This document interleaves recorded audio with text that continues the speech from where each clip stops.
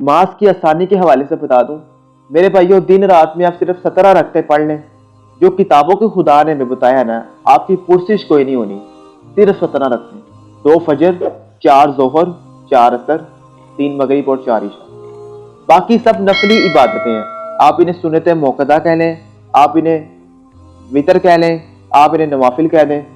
جو اوبلیگیٹری نماز ہے نا، جس کی پرسش ہونی ہے، وہ صرف 17 رکھتے ہیں، جس پہ سنی شیعہ کا اجماع ہے۔ اس کے سپورٹو حدیث موجود ہے، بخاری مسلم دونوں میں موجود ہے۔ ایک دیہاتی شخص نبی علیہ السلام کے پاس آیا، اس نے کہا یا رسول اللہ مجھے کوئی عمل بتائیں میں جنت میں چلا جاؤں۔ آپ نے فرمایا اللہ کے ساتھ کسی کو شریک نہ ٹھہراؤ، صرف اسی کی عبادت کرو، تم جنت میں داخل ہو جاؤ گے۔ 5 وقت کی فرض نماز کو قائم رکھو، فرض زکوٰۃ دو اور فرض روزے رکھو۔ حج اس وقت تک فرض نہیں ہوا تھا۔ 4 باتیں آپ نے ارشاد فرمائی۔ نمبر 1، شرک نہیں کرنا، شرک پہلی چیز ہے بھائیو جس سے بچنا ہم نے۔ اس کے بعد فرض نماز، فرض زکوٰۃ اور فرض روزے۔ اس نے کہا یا رسول اللہ نہ میں اس میں کوئی زیادہ کروں گا اور نہ میں اس میں کوئی کمی کروں گا، یعنی میں نے اس سے زیادہ بھی نہیں پڑھنی، کم بھی نہیں پڑھوں گا۔ اور یہ بات کہتا ہوا وہاں سے نکل گیا۔ نبی علیہ السلام نے فرمایا کسی نے جنتی شخص کو دیکھنا ہے نا، اس شخص کو دیکھ لے۔ اچھا، اس کو سپورٹیو ایک اور طریق بھی ہے بخاری مسلم میں، کہ اس طرح ایک نجد کا رہنے والا شخص، پینڈو شخص، پراندہ حالت ہے جس کی، حضور کے پاس آیا۔ وہ اسی لیے کہ اللہ کے نبی علیہ السلام کے اوپر ایمان لے کر آئے۔ تو اس نے پوچھا یا رسول اللہ اسلام کیا ہے؟ تو آپ صلی اللہ علیہ وسلم نے فرمایا اسلام کیا ہے کہ تم 5 وقت کی فرض نماز کو قائم رکھو۔ اس نے کہا یا رسول اللہ فرض کے علاوہ بھی کچھ ہے؟ تو آپ نے فرمایا ہاں نفل ہے، وہ تمہاری مرضی ہے، اگر پڑھنا چاہو تو پڑھ لو، نہیں پڑھنا چاہتے تو نہ پڑھو۔ اور یاد رکھیں احادیث میں سنت کی ٹرم یوز نہیں ہوئی، یہ محدثین کی ٹرم ہے۔ سنت موقدہ جو ہم پڑھتے ہیں نا، اس کو بھی نفل کہا گیا ہے احادیث کے اندر، اور نفل کہتے ہیں اضافی نماز کو۔ انفال مال غنیمت، اضافی مال، نفل کا مطلب ہی اضافی چیز ہے۔ اور پھر نبی علیہ السلام نے فرمایا کہ فرض زکوٰۃ ادا کرو۔ اس نے کہا یا رسول اللہ فرض زکوٰۃ جو 2.5% ہے، اس کے علاوہ، تو آپ نے فرمایا اس کے علاوہ نفلی صدقات ہیں، وہ تمہاری مرضی ہے، کر لو، نہیں کرنا چاہتے تو نہ کرو۔ پھر آپ نے فرمایا فرض روزے رکھو رمضان کے۔ تو اس شخص نے کہا یا رسول اللہ روزے، اس شخص نے کہا یا رسول اللہ اور روزے بھی؟ آپ نے فرمایا وہ نفلی روزے ہیں، وہ تمہاری مرضی ہے، منڈے کا، تھرسڈے کا، ایام 20 کے روزے، وہ تمہاری مرضی ہے، تم رکھنا چاہو تو رکھ لو، نہیں رکھنا چاہتے تو نہ رکھو، لیکن فرض روزے یہی ہیں۔ اس نے کہا اس رب کی قسم جس کے قبضے میں میری جان ہے، نہ میں اس میں کوئی کمی کروں گا اور نہ ہی میں کوئی اس میں زیادتی کروں گا، بس جتنا دسیا اتنا ہی کروں گا۔ تو صحابہ کہتے ہیں یہ وہ کہتا ہوا وہاں سے نکل گیا۔ تو آپ صلی اللہ علیہ وسلم نے فرمایا اگر یہ اپنی بات پہ قائم رہا تو یہ نجات پا گیا۔ یہ بالکل کلیئر کٹ ہے کہ فرض نماز اپنے قائم رکھنی ہے، اور فرض نماز 17 رکھتے ہیں دن رات کے اندر۔ اچھا، لوگوں کو یہ بات سمجھ نہیں آتی کہ صرف فرض نماز، تو میں سمجھانے کے لیے اسے اور ڈیفائن کر دیتا ہوں۔ کبھی آج تک کسی نے کہا کہ جو پیر اور جمعرات کا روزہ نہ رکھے اس کے رمضان کے روزے قبول ہی نہیں ہوں گے؟ تو یہ نفلی روزے ہیں؟ نہیں، سنت روزے ہیں۔ ایام 20 کے روزے 13، 14، 15، بخاری مسلم دونوں میں حدیث ہے کہ چاند کی 13، 14 اور 15 کو آپ علیہ السلام کبھی روزے نہیں چھوڑتے تھے۔ یہ سنت موقدہ ہیں یہ والے روزے۔ کبھی کسی نے کہا کہ جو یہ نہ رکھے اس کے رمضان کے روزے نہیں ہوں گے۔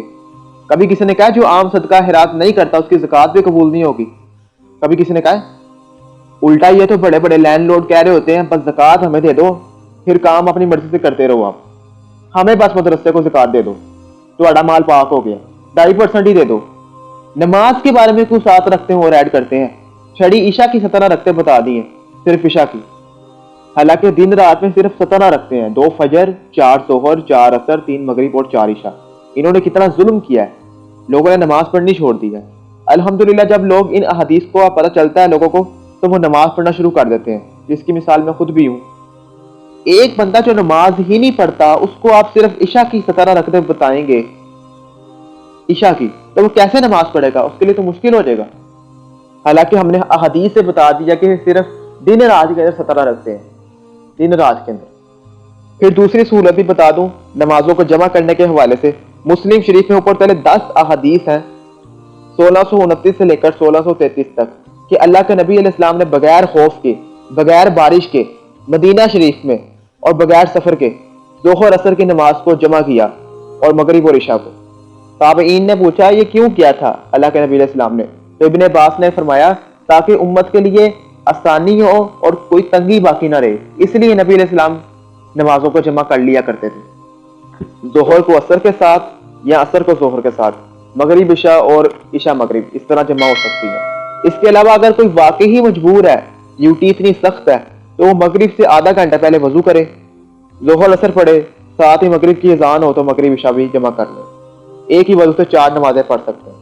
لیکن فجر الگ اپنے وقت میں پڑھنی ہوگی، فجر کا الگ سے پروٹوکول ہے، بس روٹین نہ بنائے اس کو، لیکن پاسبلٹی موجود ہے، دین کے اندر آسانی موجود ہے۔